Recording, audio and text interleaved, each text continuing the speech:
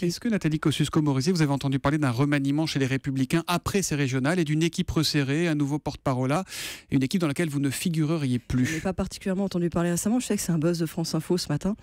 Et écoutez, moi je fais mon travail aux Républicains dans les conditions qui ont toujours été prévues. Mais aujourd'hui, est-ce que vous vous sentez à votre place ou est-ce que vous cherchez la date de votre sortie? Qui sont celles de la loyauté à ma famille politique parce que c'est mon tempérament, et qui sont celles de la liberté totale de parole parce que c'était ma condition, parce que je pense que c'est comme ça qu'on a de la valeur ajoutée dans une organisation, et parce que c'est ma façon à moi d'aller vers les Français. Alors, je vois dans la presse que la liberté de parole poserait un problème. J'ose pas le croire quand je vois tous ces messieurs qui, dans le cadre de la primaire, font tous les jours la démonstration de leurs différences, mettent en avant leurs différences. J'imagine pas que ce qui est une vertu pour eux pourrait être un problème pour moi. Est-ce que vous dérangez chez les Républicains aujourd'hui?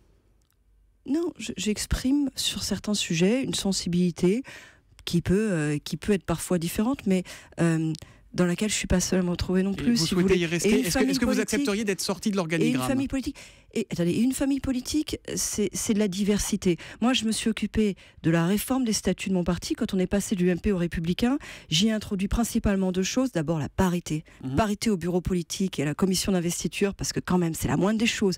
Et Dieu sait qu'on en était loin.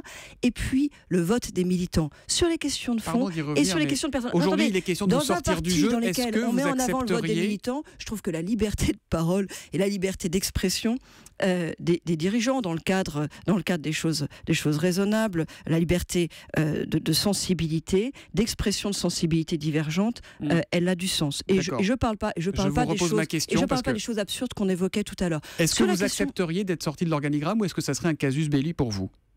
Non, mais moi, je ne demande rien de particulier. Si je suis utile, si je peux participer à construire l'avenir de ma famille politique, j'y suis. Si on me dit, en fait, la condition pour y être, c'est de plus rien dire, j'y suis pas. Ça a toujours été très clair. Moi, ça a toujours été ma condition, encore une fois. La liberté de parole a toujours fait partie, clairement, de mes conditions.